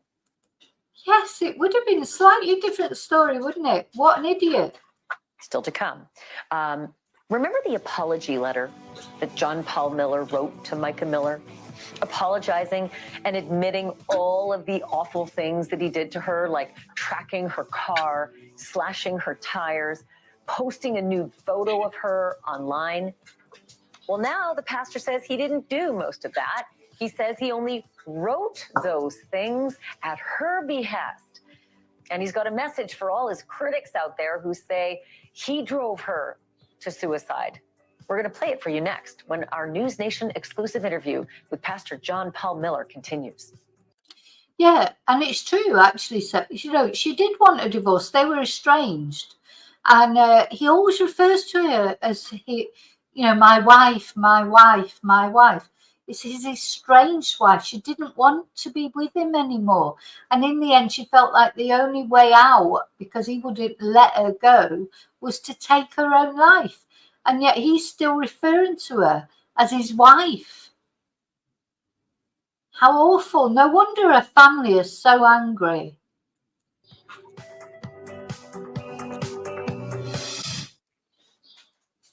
It is always sad, in retrospect, to read the words of a person who takes their own life. But it's both sad and disturbing to read the words of Mica Miller that she wrote in divorce filings right before she took her life. She said that her estranged husband, Pastor John Paul Miller, abused her, quote, emotionally, sexually, spiritually, and financially, as well as physically. And she added, quote, in every way I can think of, end quote. Only days before she wrote these words. So those were Mica's actual words against him. A couple of days, when she filed for divorce the second time, a couple of days before she died. So that is the truth of her relationship with him. Not what he's making it out as if, he was some sort of, godsend to her, and it was only him that kept her alive. No, he's the one that pushed her, and he's the reason she is dead. Whether he shot the trigger or not, it doesn't matter. Words. That husband sent her an apology letter in which he admitted to placing GPS trackers on her car, slashing her tires, and posting a topless photo of her online. Now, almost 3 months later, Pastor John Paul Miller is not only backtracking on that admission, he says he only wrote the letter to encourage Mica to, quote, take her meds, end quote. He also paints a very different picture of what his and Mica's relationship was like. Here's more of his conversation with News Nation correspondent Rich McHugh. Would you characterize your relationship with Mica as healthy? Oh man, when she was on her medicine, we had the greatest marriage you could ever imagine. We spent every day together. I don't know any other couple. Yeah, when she was on her medicine, nothing to do with him. It was all about, depends what mood Mica was in, eh? Every day. So we wake up. Well, she'd kind of wake up before me, but we go work out together every day, 5 days a week. We eat lunch together every day. We would work together every day. We'd pick up the kids, do stuff with the kids every day. We'd go to dinner every night together. Then every night we would have our routine. So there's 3 things we would do. We would either sit in the bathtub together for 2 hours until the water went from steaming hot to ice cold. She bought this big air mattress we'd put in the back of the truck, and we'd go park somewhere here in Myrtle Beach where there's no lights. And she'd bring us some hot chocolate, and we'd lay on the air mattress for 2 hours. Or we would go out on the beach with our beach blanket and lay there for 2 hours. But the point was, no cell phones, just her and I. She would talk 90% of the time. I would talk 10% of the time, and I would just listen. And so every night. I don't believe that either, do you? That she talked most of the time and he would just listen. He's not a listener, is he? He's a talker. He's a preacher. I bet it was completely the other way. Just what he's saying now is just rubbish. So he would just listen to her talk. This guy doesn't listen to what people are saying. He just tells them. And again, he's smiling at. Now, I think there definitely was a time when Mica was in love with him. But what happened was she just realized what he was really like. And over years, he's just, when she was young, now bearing in mind she's 30 when she died. She was 14 when she met him. I think she was probably in her early 20s or something when they got married. I think she outgrew him, didn't she? As she got older, and she started to mature and she started to realize that she was better than this relationship she had with him. She was worth more. So we saw that on some of her Facebook videos that she made. She realized, didn't she, that he was not good for her. And that's when she tried to extricate herself and he just would not let her. Hi, Fiona. Yeah, he's the talker. There's no way he's going to sit there for 3-4 hours while somebody talks and he's hardly going to say anything. Come on. 2 hours we'd hang out together. And so was our marriage healthy? It's probably as healthy as any other American marriage.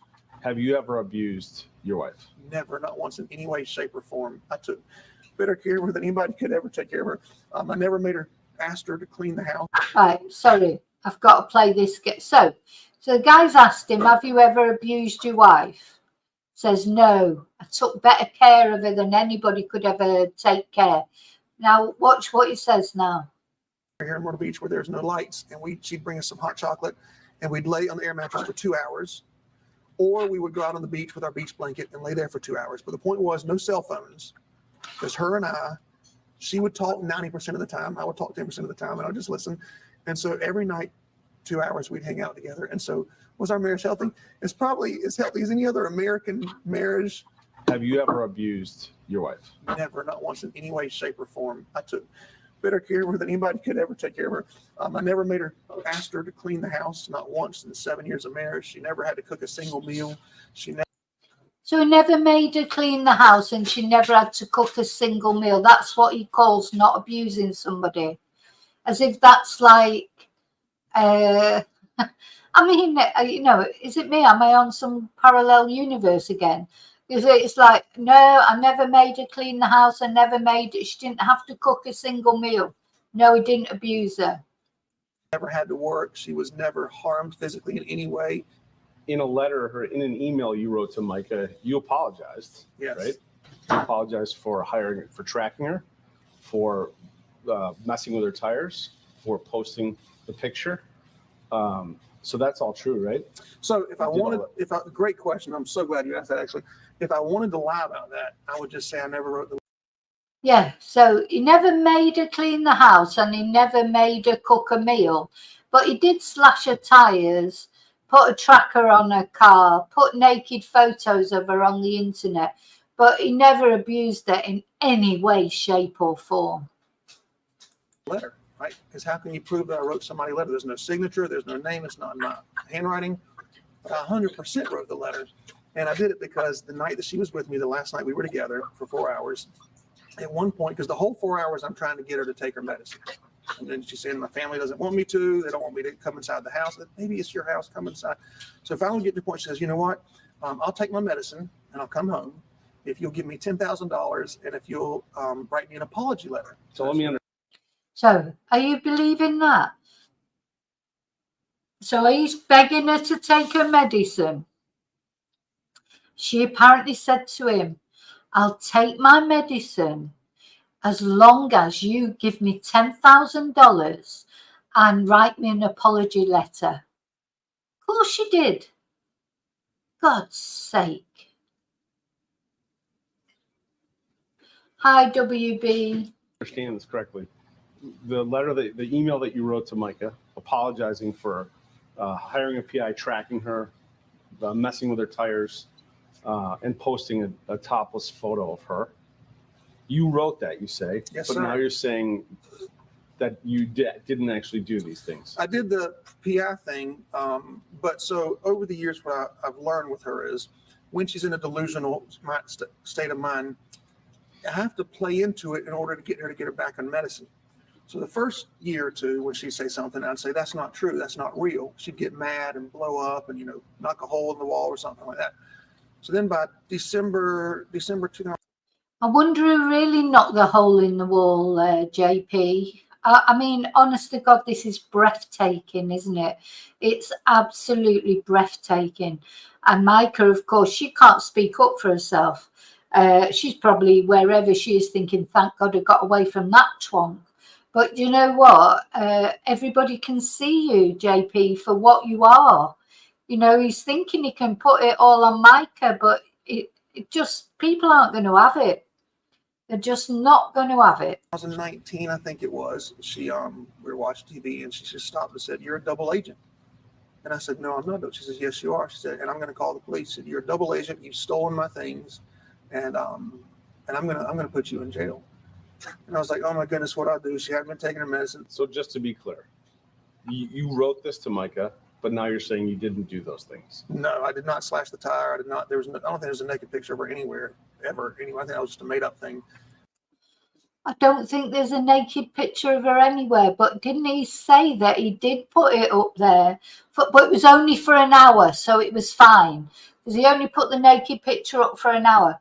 Now he's backtracking from that and saying he just wrote this email confessing to these things so that she would take her medication. Because, yeah, of course, this is what people do, isn't it? Of course it is. She said to him, give me $10,000 and write me an email saying that you've done all these things that you haven't really done and apologise for them, and I'll start taking my medication. I must think everybody's thinks everyone. Look, what you have to understand now, John Paul, you're not talking to a beloved congregation who'll suck in anything you say. You're not talking to a 14-year-old girl or a vulnerable young girl who'll believe everything you say because they're so much in love with you.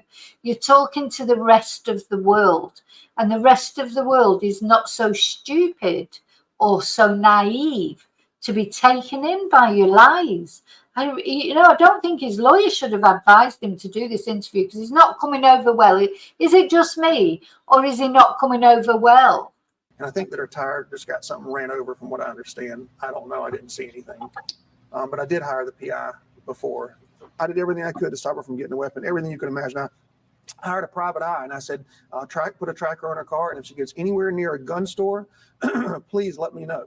I did everything I could think of. And yeah, so he says that he put the tracker on her car so that he could follow if she went into any gun store or anything to buy a gun.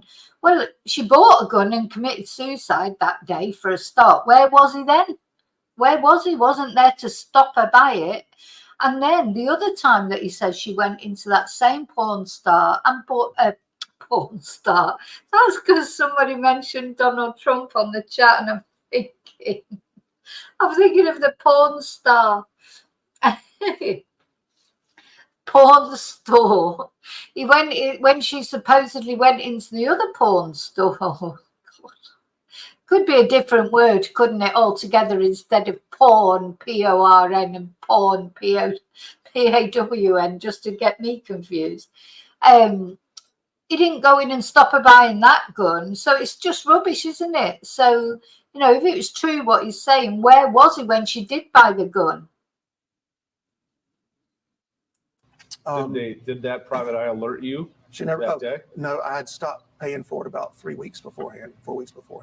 Yeah. Why? Running out of money, and people telling me that she was totally fine, and I'm wasting my time. So what do you say to the doubters and critics who say you drove her to suicide? That's the dumbest thing I ever heard.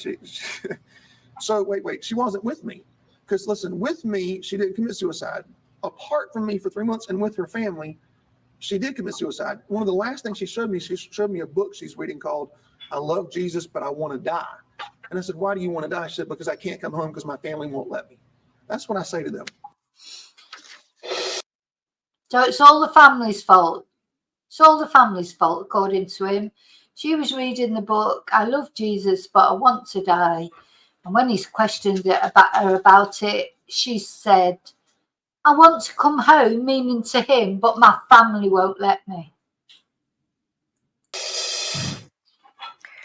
Still to come, there is no question John Paul Miller's behavior has seemed odd in the weeks and months since Mica died. And after the break, he tries to explain it, like why he dressed like Spider-Man and walked around his neighborhood, and why he was squealing like a child while rolling around on the grass. And then the moment in John Paul's interview that shocked our whole crew. I'm sorry. I'm so sorry. I'm so sorry. I'm so sorry. Wait a minute. Yeah, now this is interesting because he does break down and he is genuinely crying. Now, we've got to work out why is he crying? What is he talking about? What has set him off like this? He genuinely is crying here. There are tears, but I'm not sure what it's for, or maybe he's crying because he can't get to his next his next sniff up his nose or whatever. I don't know. But also this bit's really interesting because it talks about him dressing as Spider-Man. Of course, he's obsessed with comics, isn't he, and things. Like he made the Scooby-Doo reference earlier. And it talks about that video of him rolling around on the grass. Oh, man. Oh, man. What on earth led to this? All that next.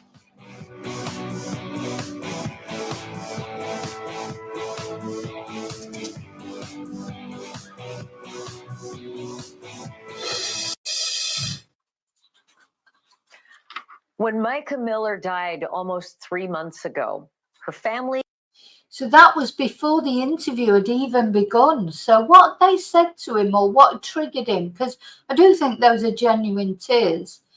Maybe it was nerves, I don't know, but it does seem very strange. And her friends most certainly hoped that she'd rest in peace. But that has not happened. Since that tragic day, her estranged husband, Pastor John Paul Miller, has been the subject of whispers and rumors and rampant suspicion, even though the pastor hasn't been charged with anything. JP, as he's known to his family and friends, he's been very tight-lipped, saying almost nothing publicly about what happened to his wife and what happened between them before she died. Hey. But now he is talking, Hey. and he's talking to us. And he's answering all of our questions, even the ones that were uncomfortable and awkward, and the ones that made him cry. Here is his conversation with News Nation correspondent Rich McHugh. So sorry. I'm so sorry. Okay. I'm so sorry. You need a minute?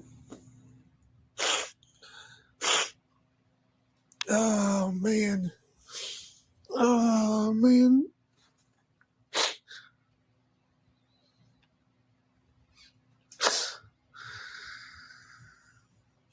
What's tripping you up? Just being able to tell, just being able to talk about everything. It feels like that people don't care to hear the truth. They just want to go off of feelings and believe whoever screams the loudest rather than whoever has the proof. Do you feel that you did anything that you would change? Do you feel any part responsible? God, that's a great question. Man, that's such a good question. Yeah, so it goes from these tears. I mean, they did look like real tears to me, to be honest, but I don't know what set them off, because we really could have done with seeing the build up to that, seeing whatever questions had been asked. And now he's pulling himself together, and that's a great question, and he's thinking. When he looks over to the side like that, he's just trying to think what's the right thing to say. Wow, what a good question. Can I have a second to think about it? Sure. Okay. Oh my Another gosh, that's such a second good to question. think What would I about do it. differently? Oh man. I know what I do. I know what I do. I would not involve. I know what to do. I mean, listen, when you're telling the truth, you do not have to think about it. Just don't have to think about it when you're telling the truth. You're spontaneous. You don't have to think about it. Her family when she's having mental episodes and is schizophrenic and is off her meds. I would never have texted them. We've seen you dressed as Spider-Man in videos. Okay, let me just wait, hold on. I'm not Spider-Man. I can either confirm or deny. To me, it says Spider-Man as the person who's texting me. So in his text to him, he calls himself Spider-Man. He thinks he is Spider-Man. He really does. And you watch him now. Talk about duping delight. Duping delight. He finds it so funny. Even though the seriousness of what he's supposed to be sat here to talk about, he loves it. He loves people saying that he's Spider-Man. We've seen you in videos dressed as Spider-Man. We know there's a Spider-Man character in your back of your house somewhere. Her family wonders if you have identity issues. and this need to align with superheroes. What's your reaction? And what's the reason for the Spider-Man? Well, first of all, I can neither confirm nor deny that I've ever put on a Spider-Man costume. But you'll never see me in the same room with Spider-Man, I will say that. I mean, excuse my French, but what the F was that sort of comment was that? So I can neither confirm or deny that I've ever put on a Spider-Man costume, but you will never see me in the same room as Spider-Man.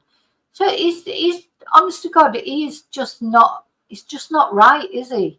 You know, he's making a joke about it when he's supposed to be there to talk about this ex-wife of his that he, you know, thought he loved so much. And he's making jokes about comic heroes. And I don't know. People say stuff. Me and Micah would go to... So you don't get in the Spider-Man costume?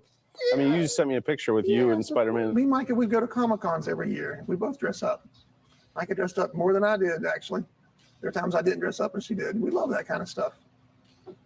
She was Wonder Woman. She was Spider-Woman. She was Mystique. She was a lot of different characters. So you're not even going to grant that there's something odd here? No, I'm not. No. I put on the Spider-Man costume. I go see handicapped children. I'll go visit kids that, you know, love. He goes and visits the handicapped kids, so he's a virtue signaler apart from anything else. He dresses up as Spider-Man. He goes to visit the handicapped kids.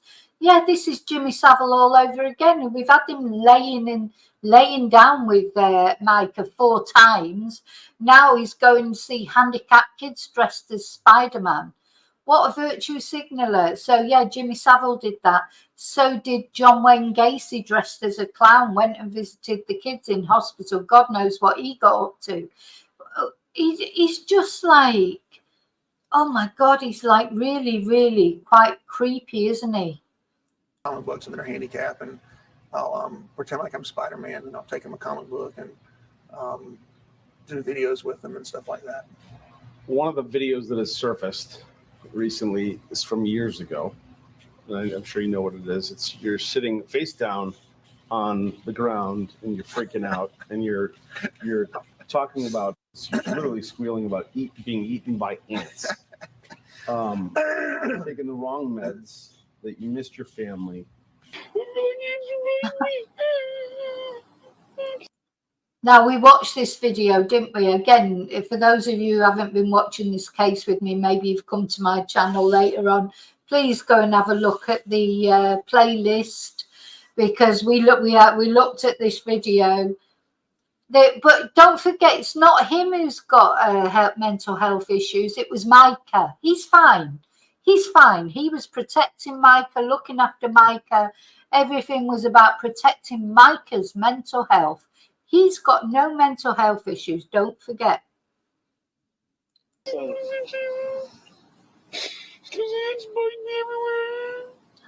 Is your medication something they gave you?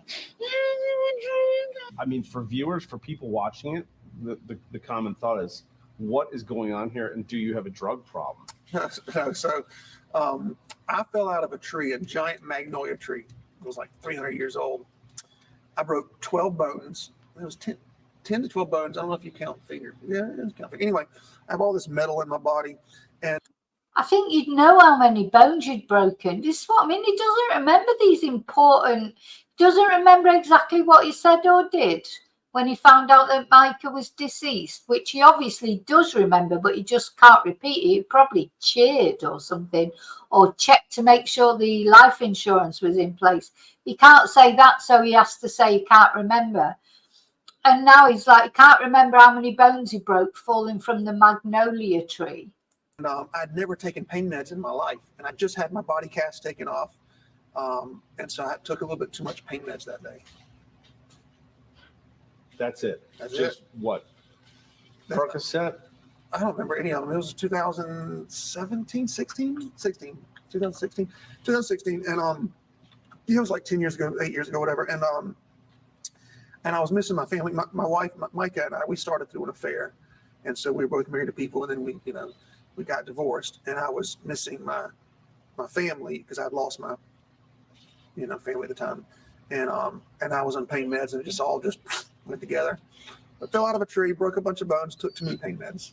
That was that story. Not hallucinogenics. Not what would hallucinogenic be? Make you hallucinate. Well, what makes you hallucinate? Drugs. Oh, come on. So he's saying, what would a hallucinogenic drug be? I mean, I've never taken drugs. Well, I've smoked a couple of spliffs probably when I was in my 30s or whatever. But really, I know what a hallucinogenic drug is, for God's sake. How does he not know what that is? Of course he knows what it is. It's just gaslighting, and a little bit more gaslighting. What would a hallucinogenic drug be? Idiot. Like illegal drugs? Hallucinogenic drugs, yeah. Oh, I've never done a legal drug my whole life. Okay. Well. Oh. So we've got shades of President Clinton here. I've never done an illegal drug in my whole life. Oh, hang on. I thought he was going to say, I remember I did used to shoot up heroin. But no. He was in the car once. He was in the car once with his friends, and they were smoking marijuana, but not him. He's never done an illegal drug in his life. No, he doesn't even know what hallucinogenic drug is. I mean, this was such a bad idea, JP, because people are going to watch this and they're just going to think, what? Oh, crap, that was a lie. I'm sorry, that was a lie. Sorry, that was a lie. When I was 16 years old, one time I was in a... Seffi, none of us eat mushrooms anymore since we read about the Australian case of the woman that poisoned all her family with mushrooms. We're all scared of eating mushrooms now. Truck with two of my friends, and they were both smoking pot. I didn't smoke any, but they do a thing called hot box, and so I got some of that. Yeah, he didn't smoke any, but he just inhaled. A bit like Bill Clinton. Do you remember Bill Clinton said that? I'm not being funny. Why don't they just admit it? There's not many young people.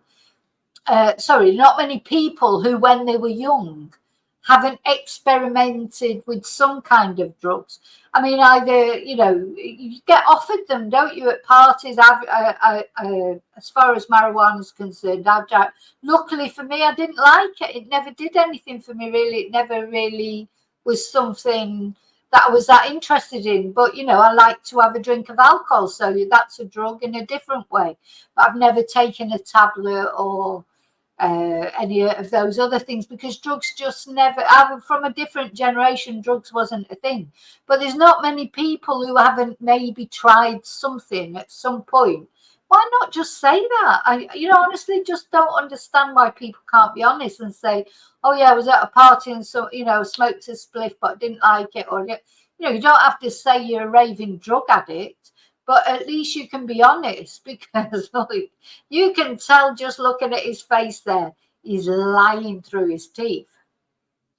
What he means is he hasn't taken any illegal drugs since about 10 minutes before this interview. I tried steroids one time. Oh, he tried steroids one time. I remember President Clinton once saying that he didn't inhale either. Yeah, her face just makes me laugh. So he's tried steroids one time. Now, if you believe that, don't try steroids one time. If, a lot of people that go to the gym regularly, they do get into that steroid thing. Again, it's not a good thing, but, they do. Why not just say that, I was going through this gym thing and I did take some steroids, but no, because steroids, of course, affect your mental health, don't they? So he doesn't want to say that, because then he'd have to admit that maybe he's had some mental health problems. Just as somebody just said there, worst car, yeah, Pete. It's a car crash interview, just like Prince Andrew's. Just he was mad to do this interview. Still to come, the fallout from Pastor John Paul Miller's blockbuster interview with News Nation. What does Mica Miller's family have to say about all of this backtracking and his erratic behavior? All of this strange stuff about the son-in-law. Maybe more importantly, what does law enforcement have to say?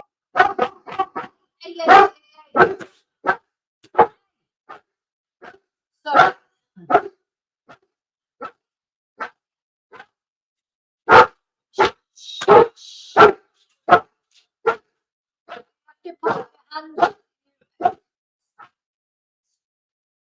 So the bangers have just gone out outside. I think there must be a football match starting or something. So there might be a couple of bangers, which of course means, of course, if you watch videos on a regular basis, once the bangers start, oh, they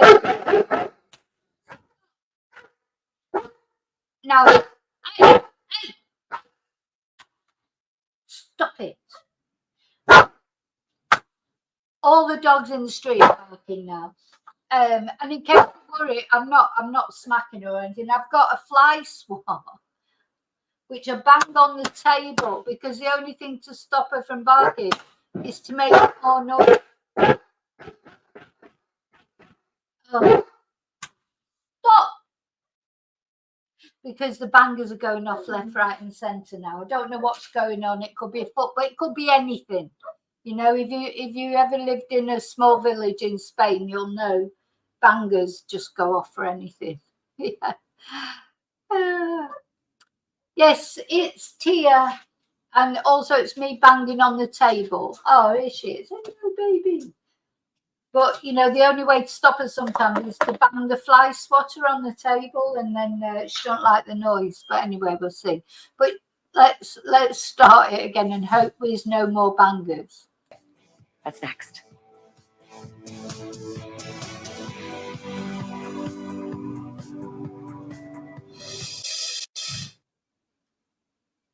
If the backstory is big enough, dramatic or tragic or mysterious enough, it can eclipse the actual story, which in the case of Mica Miller is a healthy young woman's sudden and untimely death. There's ample reason to accept the official conclusion that Mica took her own life. Yeah, 30 years old. She's got the best years of her life in front of her. You know, you see that 30s, your 30s are good years. Normally that you're sort of waking up a little bit. You maybe get out of a bad relationship like she was doing. She's starting to be her own person, embarking, you know, on this new life. And there you go, she's gone and she's no more, and family don't have her anymore. He'll just carry on with his life. I mean, the thing is, he might describe her as his wife and the this, that, or the other. He already had other girlfriends. He's not. It's not affected his life. If anything, it's made his life easier. But her family have got to live without her, and her friends have got to live without her. And Mica has been denied, you know, her life. She didn't have children. She didn't have. There's so many experiences she hasn't had. Anyway, I hope she is with Jesus now, and I hope she is happy and, you know, I hope she's at peace. But at the end of the day, I think he is responsible. Even if he didn't pull the trigger, he's still responsible. Whatever led her to do it. But not everybody agrees. Here's what Mica's sister said to our Rich McHugh back in May. So over here would be where her remains were found down the river, and then all the way through this trail, all the way up here, where her purse and her phone was found. And this So her family went to the scene, didn't they? And they weren't convinced that she could have, her body could have travelled all that way up a very stagnant river with no flow whatsoever. water is not moving; it's just Not at stagnant all. water. It's not moving at all. So presumably, how would she? There's no logical explanation with the. Just keep it on loop if you could. The theory of suicide does not add up to me, because you're telling me her body floated all the way down this stagnant water, and her lungs were all the way up here. We had to walk down a separate trail, climb through all this mud and trees and fallen debris to even get to where her body was, down the water. It's not like she could have, left her belongings and walked down the water and then committed suicide down here, and then somehow the bullets and everything stayed over there. There's no And the gun was logical. found up here. There's no logical explanation for this. Next week on our show, Mica's family responds to everything that you heard tonight from Pastor John Paul Miller. So next week on Banfield, and I'll be recording that as well, and we'll go through it. It's the turn of the family to respond to what JP has had to say. Oof. I expect they're fuming, don't you? They're fuming probably, and I don't blame them. But so, we'll look out for that next week. So there's so much more to come of Mica's story. But the most important thing, of course, for us is to remember Mica. And, honest to God, I sat there to watch that interview, determined to try and look on it, objectively. Not to think automatically, to give him a chance, say what he's got to say, but I don't feel any differently about him. In fact, if anything, I dislike him even more now than I did before. I'm sure you'll all let me know what you think. Don't forget, let me know what you think. You might think he's been maligned, and don't feel bad about thinking that. It's almost be quite nice to have an opposite view, because so far nobody speaks out in defense of John Paul. On my channel, nobody has. Oh, look, you can just see Tia there. There she is. Tia. Hello, baby. What was that noise? You didn't like it, though. She hates loud noises. She might be a great big German Shepherd, but she's an absolute wuss. She's a coward. She hates loud noises. So next week we'll be back to look at to see what Mica's family's got to say about it. So just a reminder though, let me know what you think in comments. Don't forget to leave your DNA on the like button. Thank you for watching all, and please think about subscribing if you're not already. And please think about becoming a member if you're not already. So what we're going to be looking at tonight, I am going to be doing a video definitely either tonight or in the morning. This is going to be the next video anyway, unless, something happens in the meantime, because what it's like, events take over sometimes. But I will be doing an update on Jay Slater and, them bringing him home next week. We're going to be looking at the other two young lads, tourists that are missing, one in Sardinia, Michael Frieson, and Benjamin Ross, who's missing in Palma, Mallorca. I'm going to give them some attention because they haven't attracted the same attention so far as the Jay Slater case. And we're going to have a look at this case of Ben Needham and what the development is in that case. There is a development. It may come to nothing, but there's something, and one day, probably next week, I will do more of a deep dive into the Ben Needham case. The little boy, basically, who went missing in Greece all those years ago in Kos on the island of Greece. So, but anyway, for now, thank you for watching. I'll see you really soon in the next video. Oh, there she is again. Hello, baby. So, I need to do like a... It's goodbye from me and it's goodbye from her. But have a great day or a great evening or a great afternoon wherever you are. And until I see you again, may your God always, as always, go with you. And prayers for Mica, isn't it? Prayers for Mica. Thank you. Just hope she is at peace. Now, bless her. Okay, bye.